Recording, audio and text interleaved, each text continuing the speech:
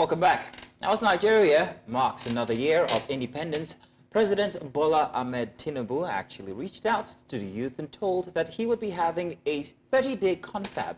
Now, this has been something very interesting and also has raised plenty of comments from people, from society, from political analysts, and so on, especially the youth who are championing a cause for change here in Nigeria. Now, now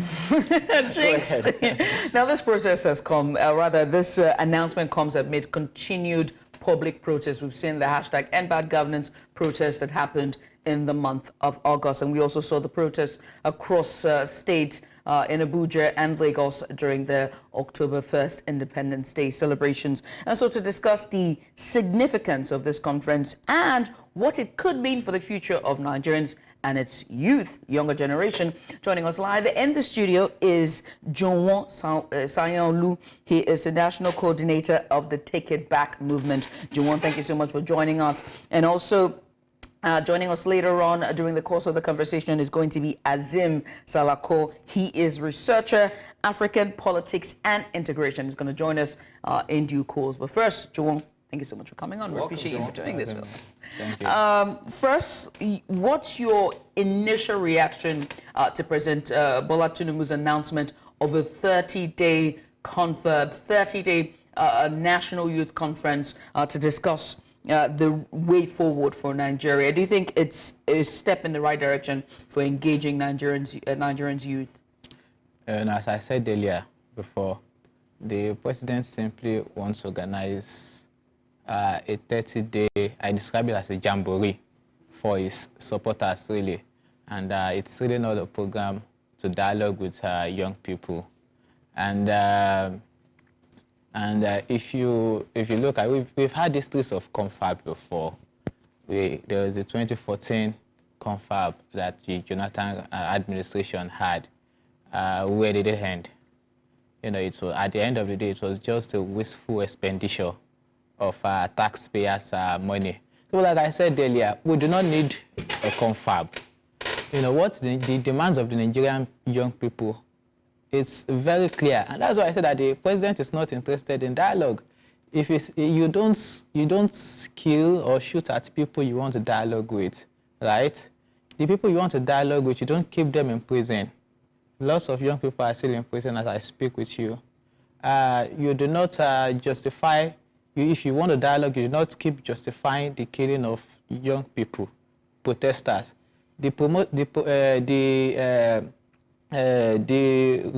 renewal of the IGP's tenure seems more like a thank you for the massive repression we witnessed during the 10 days of August protest. So if the Inspector General of Police is still keeping his job, the president is not interested in dialogue, because no one has held the IG accountable for the violence unleashed on protesters during the 10 days of protest. No one has equally held him accountable for the violence unleashed against protesters just in October 1 in Abuja, or what they did to young people in River State during the October 1 protest. No one is holding anyone. So we can't have dialogue with the president with guns to our head. It's not going to happen. Juwon, I want to pick on a word that you keep using, which is the word dialogue. Yeah. You're the national coordinator for Take It Back movement, and you've been out on the streets. You've been actually calling for change since the start of the protest, whether it was August or whether it's October 1st here, Independence Day. Dialogue seems to be one word that you're using. Now, during the president's speech, he says that, hey, we are going to focus on the youth. We're going to create this forum where we can dialogue with the youth. So I'm wondering how else the youth, and I'm using you as a section or a sample of the youth now, want this dialogue to happen if there is no coming together. A venue. That's why I said a venue. Now, I understand that the expressions might be different. We've been having one-way conversations, and this is quote, that's not the best word, conversations in the sense that we are pushing out our thoughts, our demands out there.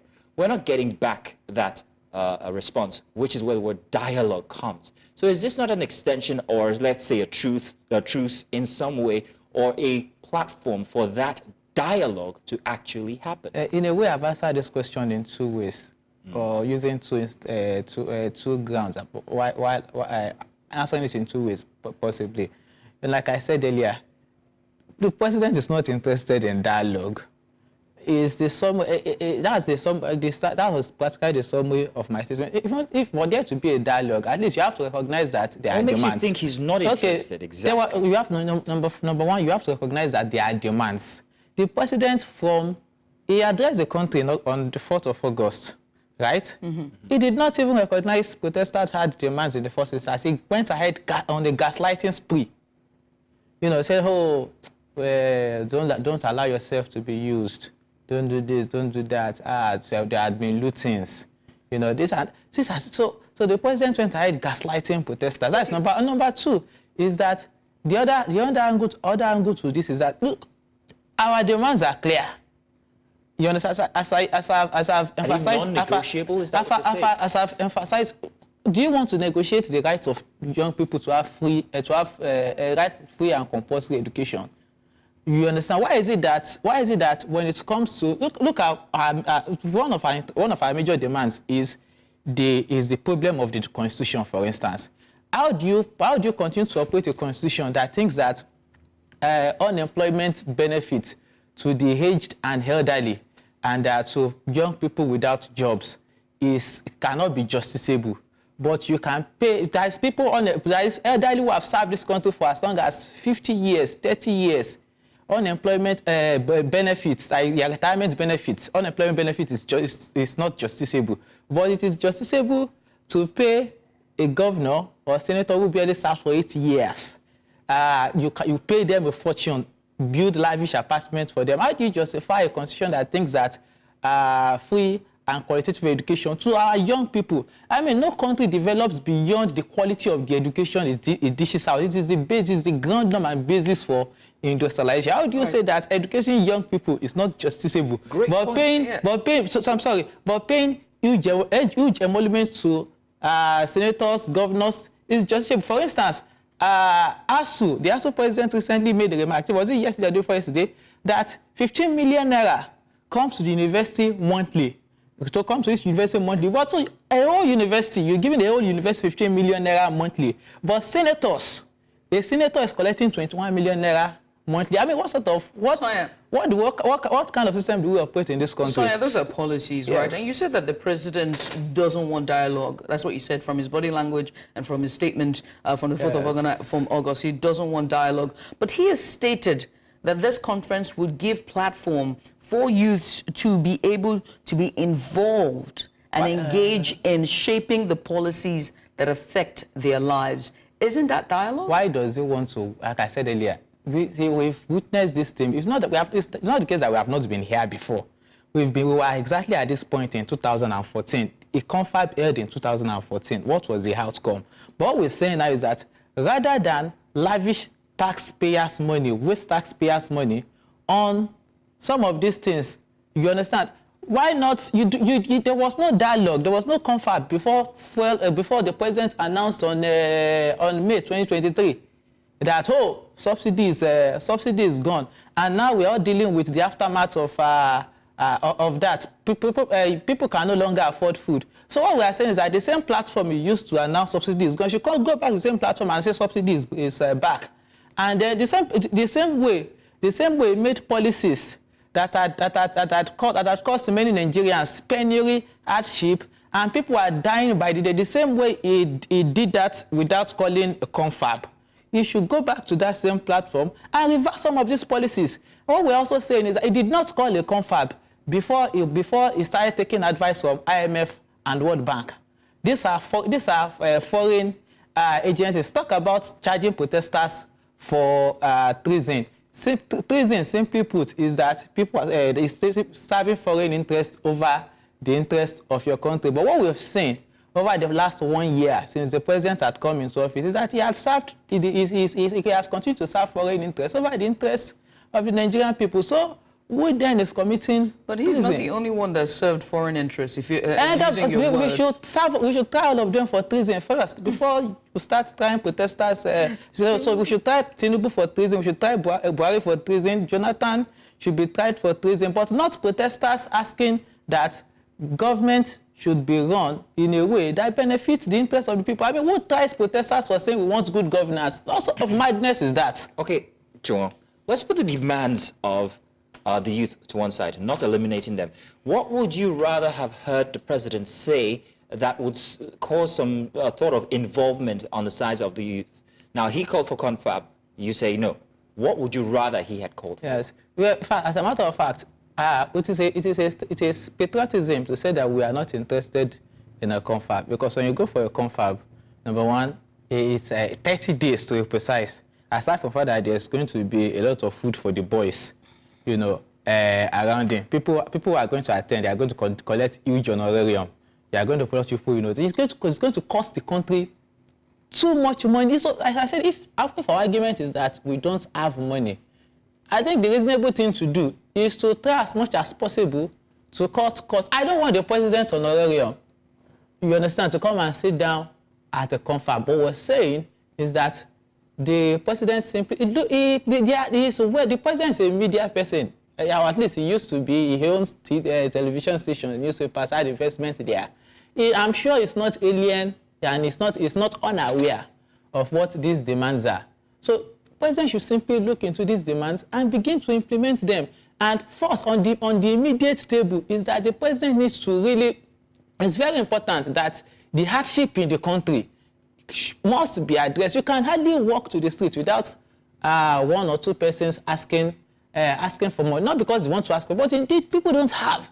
As in, the country is so bad to a situation where if you're holding a bottle of maybe drinks, right, and walking on this, you will see someone wave at you that they want to collect half.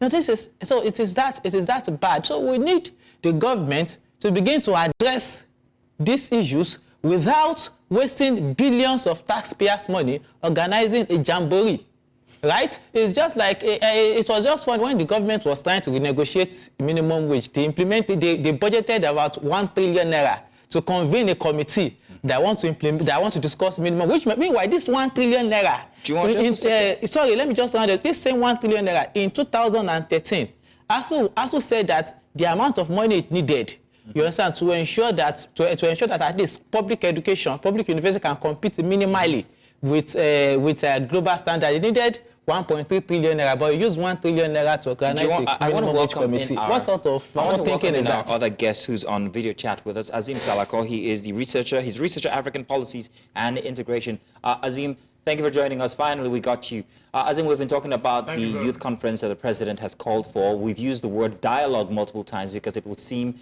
that dialogue might not be the best expression to use here, since it doesn't really define what both parties are requesting. The youth on one side demanding no going back on change and policy, and the president demanding for, well, what many might call dialogue. I'm sorry I'm throwing that back in.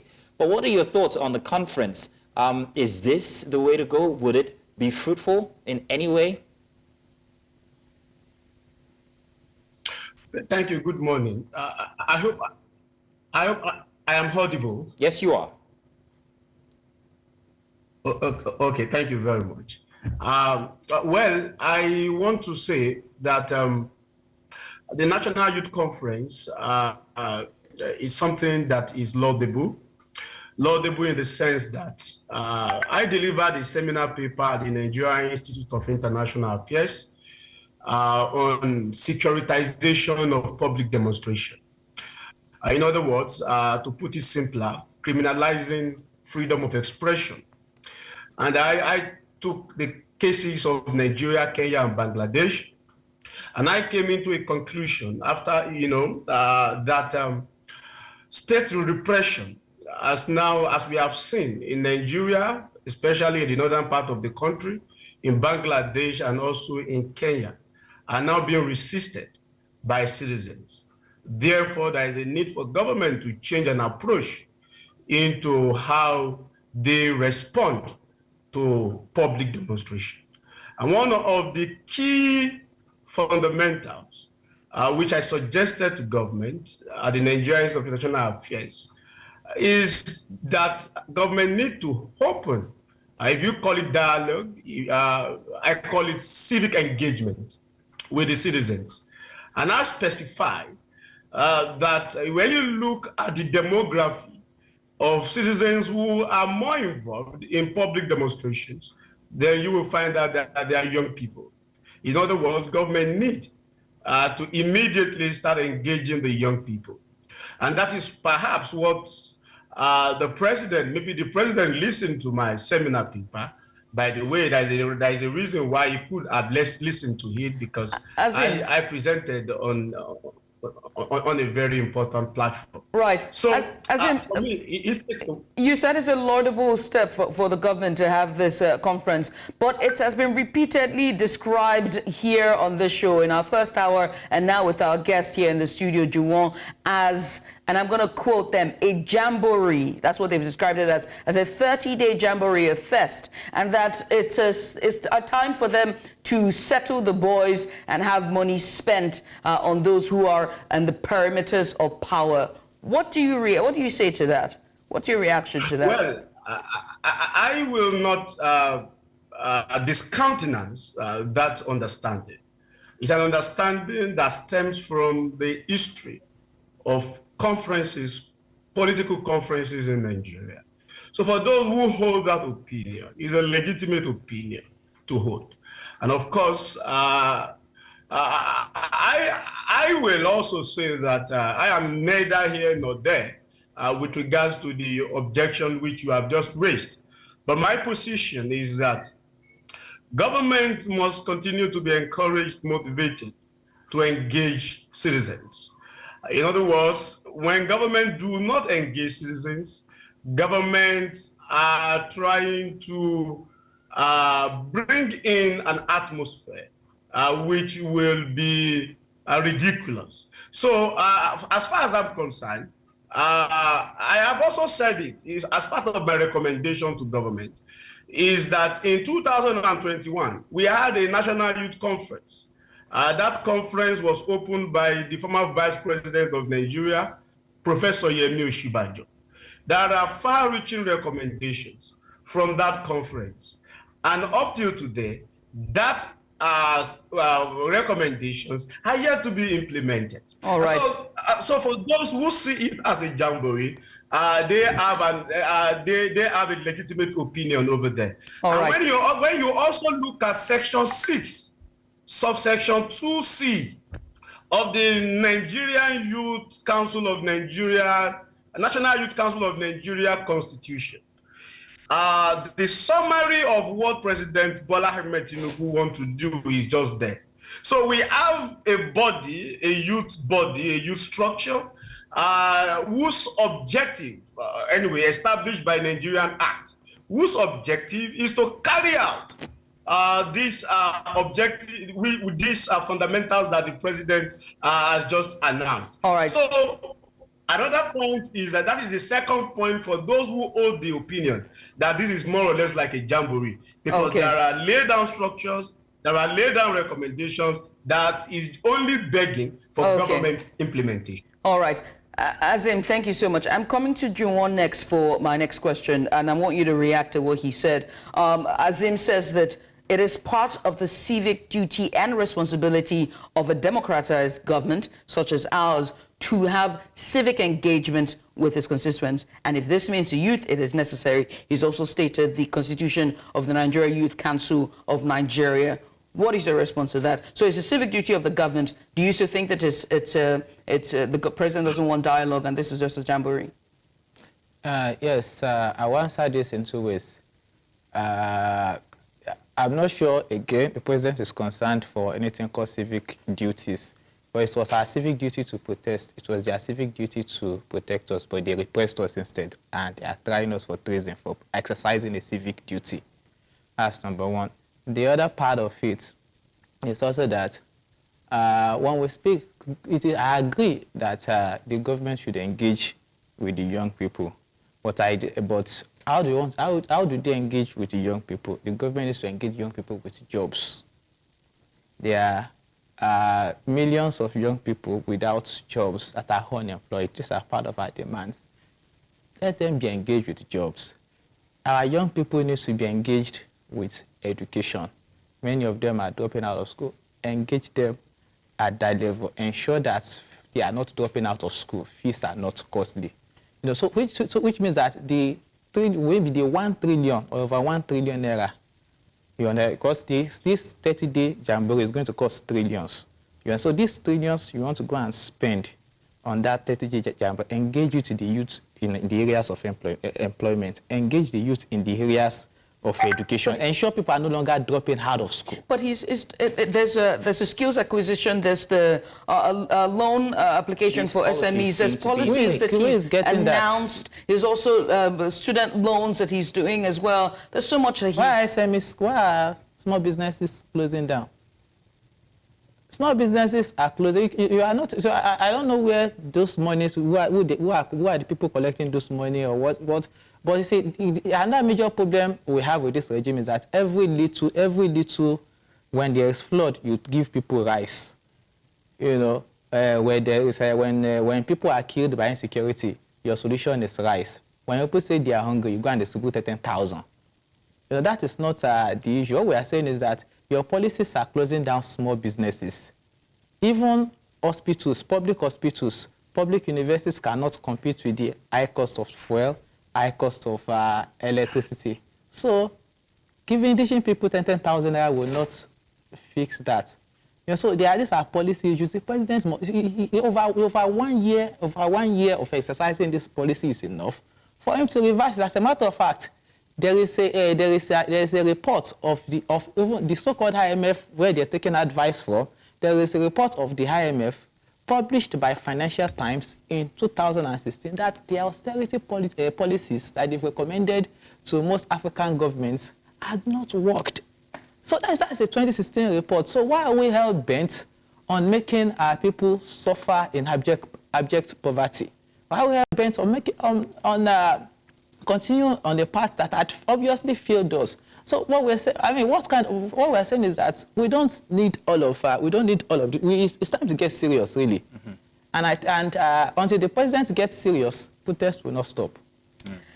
Let me come to Azeem. This is my final question for you. You mentioned all of the conferences as well as your recommendations for the presidents, and when you presented your paper regarding youth engagement and civic engagement with the youth. Now, he has called for another conference, another confab, 30 days. There is definitely going to be recommendations at the sidelines at the end of this 30-day confab. Do you see this administration in some way implementing the recommendations? I mean, we're yet to see the implementation of the Stephen Orasanya report, even though the administration has said they would do that, but till now we still haven't seen that. Do you see them implementing a recommendation in any way possible? Very quickly, because we're out of time. Thank you very much. My opinion will not be looking or citing what will happen at the post-national conference under the Tinubu's administration.